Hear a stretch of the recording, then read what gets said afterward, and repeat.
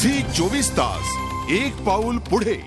गोळे कॉलनी परिसरात सेप्टिक टँकमध्ये पडून एका चिमुरडीचा मृत्यू झालाय। अरुंद रस्ते आणि रस्त्यावरच्या पार्किंगमुळे वेळीच मदत मिळाली नसल्यानं स्थानिकांचं म्हणणं आहे।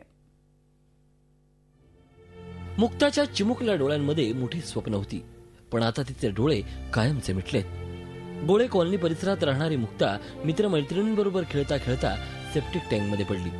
तिला वाचवण्यासाठी अग्निशमन दलाला बोलावण्यात आलं, मात्र गोळे कॉलनी परिसरातल्या अरुंद गल्ल्या आणि रस्त्यांवर पार्क केलेल्या गाड्यांमुळे अग्निशमन दलाची गाडी वेळेत पोहोचू शकली नाही। अखेर जवानांनी अक्षरशः धावत जाऊन मुक्ताला टाकीबाहेर काढलं आणि हॉस्पिटलमध्ये जाऊन दाखल केलं, पण तिचे प्राण वाचू शकले नाहीत।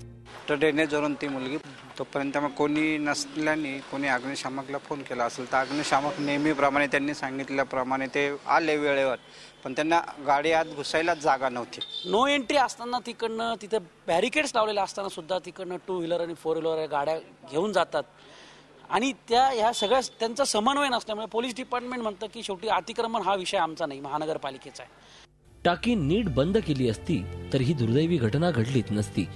दुसरी महत्वाची गोष्ट म्हणजे इमारतीला पूर्णत्वाचा दाखला देताना इमारतीत योग्य सोयी सुविधा आहेत का याचीही पाहणी केली जात नसल्याचा आरोप होतोय। नाशिकचा प्रश्न पार्किंगचा अत्यंत गंभीर प्रश्न आहे, त्यासाठी खास अनुदान सुद्धा आम्ही मुख्यमंत्र्यांकडे मागितलेलं आहे।